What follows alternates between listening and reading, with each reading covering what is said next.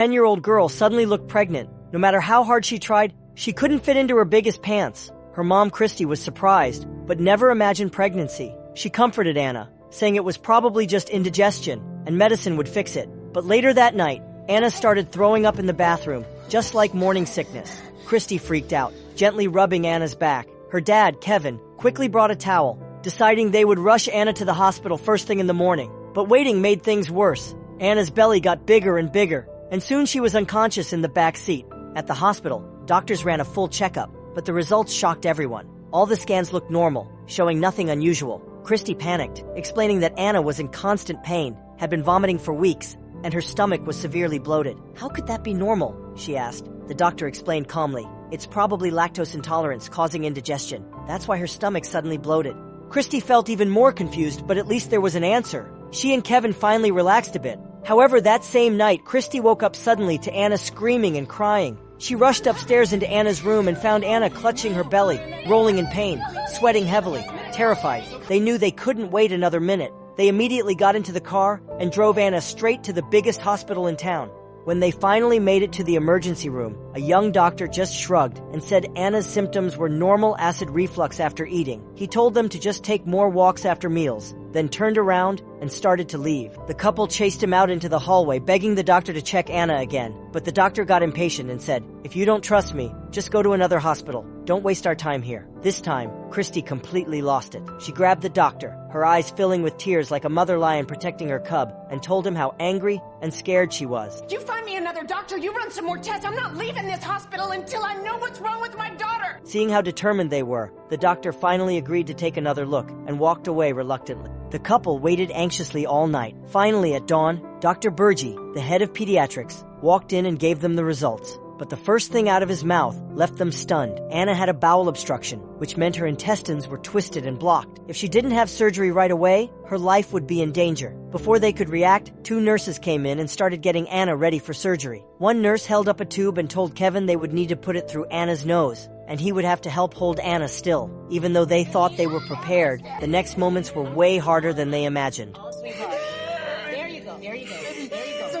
All the way until Anna was wheeled into the operating room, her parents felt numb and scared that something terrible might happen during surgery. Luckily, the operation ended quickly, but to their shock, Anna didn't get any better. Her condition actually got worse. It turned out during surgery, Dr. Burgi discovered Anna had a serious problem. Her intestines weren't moving food through at all. Her body just couldn't digest anything. The worst part? There was no real treatment for this disease. Anna could only survive by getting nutrition through a tube in her nose. Hearing that, Christy closed her eyes in pain, not daring to think about what her daughter's future would be like. She didn't even wait for the doctor to finish talking. She just stood up in a daze and walked out by herself. Life was harsh, but whether they accepted it or not, it still went on. From then on, Anna could only get nutrition through a feeding tube. Except for a bunch of colorful pills, she couldn't eat anything else. Christy tried to stay optimistic, but every time she saw Anna's face twisted in pain, it felt like a needle piercing her heart. Even though the doctor said there was no cure for Anna, her parents couldn't just stand by and watch their daughter suffer. Christy started calling every children's hospital she could find, while Kevin mortgaged their family farm and sold off most of their belongings just to pay for Anna's medical treatments. But after months of trying, it was like all those calls disappeared into thin air. Nobody ever called back.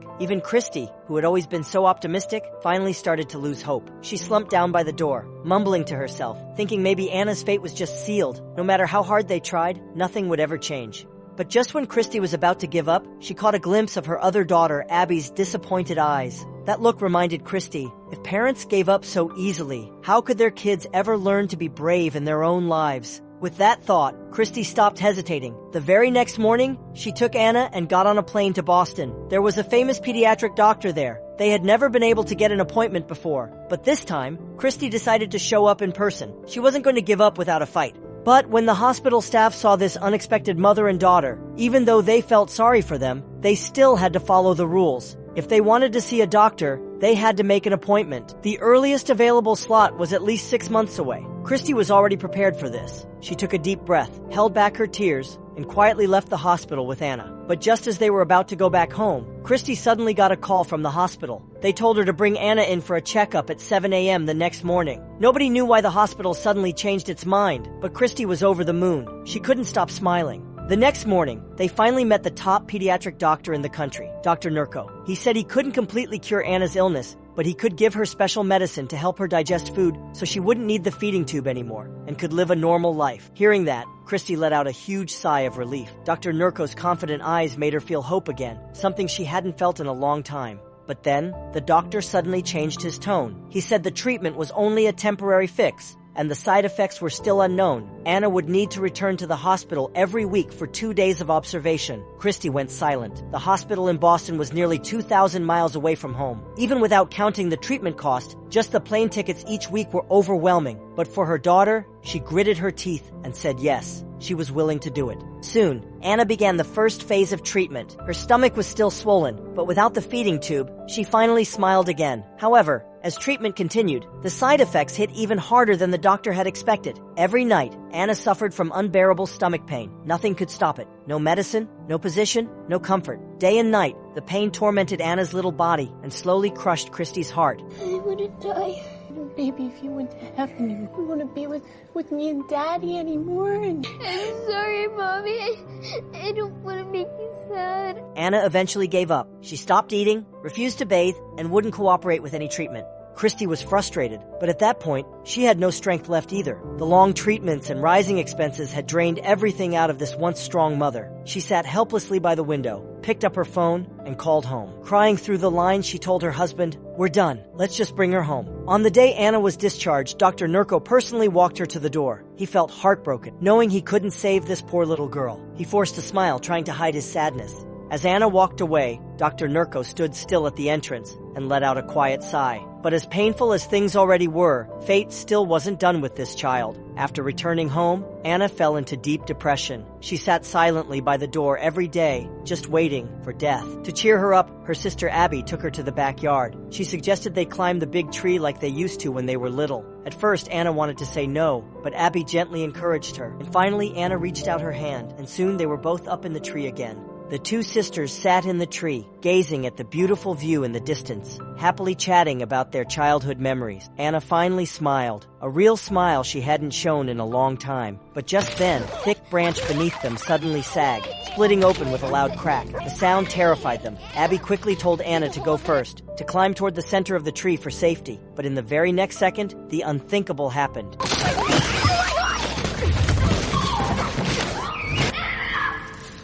Hearing Abby scream, Kevin rushed over with a ladder. He leaned it against the tree and peered down into the hollow trunk, but the tree was too deep, pitch black inside. He couldn't see anything at all. Panicked and helpless, he called 911. 10 minutes later, firefighters arrived at the scene and immediately started the rescue. But it turned out to be way harder than expected. The tree was very old and they couldn't just cut it down. That would risk injuring Anna even more. The only safe option was to use an aerial ladder and slowly lift her out from the top. While the firefighters were doing their best, reporters who showed up were not optimistic at all. The tree was over 30 feet tall, and Anna had fallen headfirst into the hollow. The chance of her surviving seemed nearly zero. When someone mentioned that Anna might already be dead, Christy clutched her chest, her eyes darting around in shock. She opened her mouth, but no sound came out. The fear of losing her daughter shattered the strong, hopeful woman she had always been. Crying uncontrollably, Christy walked to the base of the tree, fell to her knees, and pressed her forehead against the trunk. She begged the heavens for mercy, to spare her poor little girl. Everyone nearby was moved. People stepped forward one by one, gathering around Christy to pray for Anna with all their hearts. They hoped, just maybe, a miracle could happen. After 3 long hours, Anna was finally pulled out of the tree. As her limp body was gently lowered to the ground, she looked like a lifeless rag doll. Kevin and Christy's hearts twisted in fear, terrified that what they were about to receive was just a cold, lifeless body. Just when they had lost all hope, a miracle happened. She's breathing. When Christy found out her daughter was still alive, her knees gave out and she almost collapsed. But the real shock was yet to come. After a full examination, the doctors were stunned. Anna had fallen nearly 30 feet down the tree, yet she had no head injury, not even a scratch. All she needed was a little glucose to boost her energy, and she could go home. Christy couldn't understand it. It just didn't make sense. But then, the next morning, another miracle happened. She noticed Anna's stomach had returned to normal, and Anna, smiling wide, said she was hungry for barbecue. Christy didn't even have time to celebrate. She quickly took Anna to Boston for a detailed checkup with Dr. Nurko. After reviewing the results, even Dr. Nurko was speechless. Overnight, Anna's body had completely healed. There was no scientific explanation. Back home, Anna's story went viral. Everyone believed it was an act of God. The media swarmed in, and soon Anna's whole family was invited to speak at church. But as Christy stood there and looked at all the hopeful faces, she didn't know what to say, because deep down, she knew the miracle wasn't just about God showing up. It was about the kindness they had received throughout their journey. It was Anna's classmate who never treated her differently. It was the kind waitress who gave them discounts when they couldn't afford food. It was the ticket agent at the airport who pretended the system glitched so they could use expired coupons to buy flights. It was the hospital receptionist who risked her job just to squeeze Anna in for an early appointment. It was their neighbor who quietly hid her baby in the car so the crying wouldn't disturb Anna's rest. As Christy spoke, her eyes filled with tears. She didn't know for sure if God was real, but she knew that kindness, courage, strength, and love without conditions, those were the most beautiful miracles in the world.